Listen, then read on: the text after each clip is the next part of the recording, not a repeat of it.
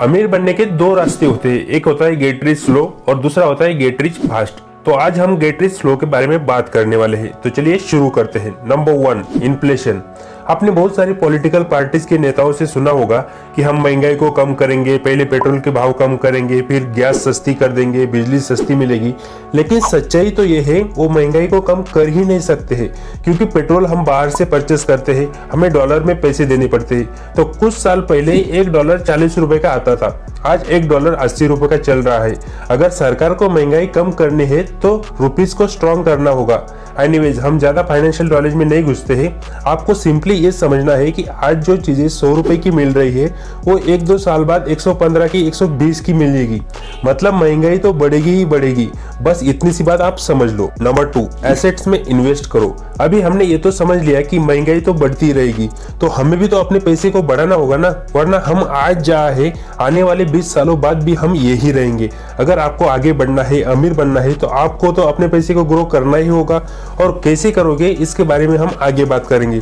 तो एसेट्स आपके लिए क्या हो सकते हैं? Gold, silver, stocks, mutual fund, ये एसेट्स है। लेकिन हम में से बहुत सारे लोग पैसे को बैंक में रखते हैं, जहां हमारे पैसे थोड़े भी नहीं बढ़ते और हमारे पैसों से बैंक पैसे कमाते हैं और हमें 3-4% का इंटरेस्ट मिलता है। तो आपको पैसे को एसेट्स में इन्वेस्ट करना सीखना होगा। Number 3, rule of 72। तो रूल ऑफ 72 हमें बताता है कि कितने सालों में हमारे पैसे डबल हो सकते हैं। अगर आपको 6% का इंटरेस्ट मिल रहा है तो आपके पैसे 12 सालों में डबल हो सकते हैं। अगर 15% का मिले तो 5 सालों में, और 24% का इंटरेस्ट मिले तो सिर्फ 3 सालों में आपके पैसे डबल हो सकते हैं। क्या आपको और अच्छे से समझ में आने के लिए हम कुछ सालों की कैलकुलेशन करके देख ले? चलिए देख लेते हैं। मान लीजिए आपने 50,000 रुपए इन्वेस्ट किए और आपको 15% की रिटर्न मिली, और कैसे मिलेगी वो भी मैं आगे बताने वाला हूँ। तो आपने 50,000 रुपए इन्वेस्ट किए, वो 5 साल बाद हो जाएंगे 1 लाख रुपए, 10 साल में 2 लाख, 15 साल में 40 लाख रुपए, 20 सालों बाद 8 लाख रुपए, 25 साल बाद 16 लाख, 30 साल बाद 32 लाख, और 35 सालों में 64 लाख, 40 साल बाद 1 करोड़ 28 लाख, और 45 साल बाद 2 करोड़ 56 लाख, 50 साल बाद 5 करोड़ 12 लाख, 55 साल बाद 10 करोड़ 24 लाख, और 60 साल बाद 20 करोड़ 48 लाख। अब आप कहोगे कि ये क्या मजाक चल रहा है क्या? नहीं, इसी को ही कंपाउंडिंग कहते हैं। दूसरा सवाल आपके दिमाग में आ सकता है कि 60 साल बाद हम पैसे का क्या करेंगे? तो देखो यार, हमने जो पैसे इन्वेस्ट किए वो सिर्फ एक बार किए हैं, 50,000। क्या हम सिर्फ एक ही बार पैसे कमाते हैं? नहीं ना। तो आपके पास जब भी पैसे आते हैं आप इन्वेस्ट करते रहोगे। तो जो 60 साल बाद 20 करोड़ बने हैं वो 40 साल में भी बन सकते हैं, 30 साल में भी बन सकते हैं। ये आपके ऊपर डिपेंड करता है कि आप कितने पैसे इन्वेस्ट करते हो। Number 4, spending rule. तो आपको एक आदत बनानी होगी। आप कुछ भी खरीदते हो, मोबाइल, वॉचेस, गाड़ी, तो उसे तभी खरीदो जब आपके पास उसका 3 गुना पैसा कैश में अवेलेबल है, वरना मत खरीदो। आजकल हमें EMI पर चीजें खरीदने की बहुत आदत पड़ गई है, लेकिन इसे नहीं छोड़ोगे तो आप कभी भी फाइनेंशियली सिक्योर नहीं बन पाओगे। मान लो आपको 20,000 का मोबाइल लेना है तो आपके पास 60,000 रुपए होने ही चाहिए, तभी खरीदो।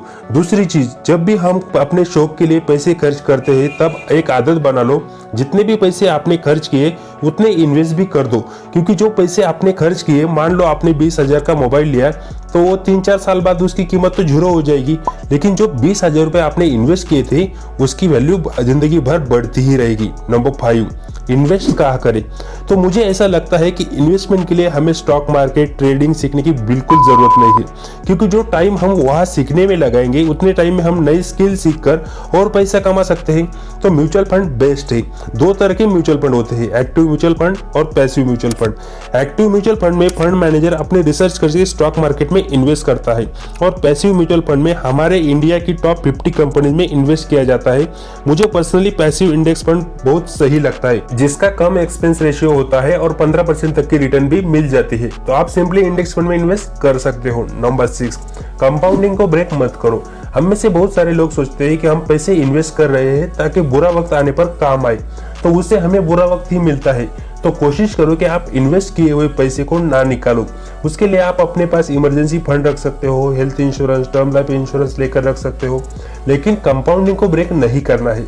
वरना जो 50,000 के 20 करोड़ बने थे, अगर आप उसे 10 सालों में ही निकाल लेते तो आपको सिर्फ 2 लाख मिलते, वो कभी भी 20 करोड़ नहीं बनते। तो इसलिए कंपाउंडिंग को ब्रेक नहीं करना है।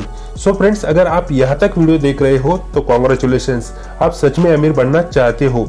यहाँ मैं आपको 2 बोनस टिप देता हूँ। नंबर 1, सिंपली इंडेक्स फंड में इन्वेस्ट करो। सीखने के लिए 5 मिनट देने की भी जरूरत नहीं है, आप अपने काम पर ध्यान दे सकते हो। आपके पैसे 15% से ग्रो होते रहेंगे। मुझे HDFC का सेंसेक्स प्लान वाला इंडेक्स फंड बेस्ट लगता है, आप चाहो तो अपनी रिसर्च कर सकते हो। नंबर 2, अगर आप आज से इन्वेस्टमेंट करना शुरू करते हो तो आप अपने सर्कल में, दोस्तों में, रिश्तेदारों में सबसे अमीर व्यक्ति रहोगे। आपके दोस्त रिश्तेदार पेंशन के भरोसे जिएंगे और आप करोड़ों रुपए के मालिक रहोगे। अब चॉइस आपकी है, आपको क्या करना है। सो फ्रेंड्स, अगर वीडियो पसंद आया है तो वीडियो को लाइक कर दीजिए। कौन सा पॉइंट आपको सबसे अच्छा लगा कमेंट्स करके हमें जरूर बताइए।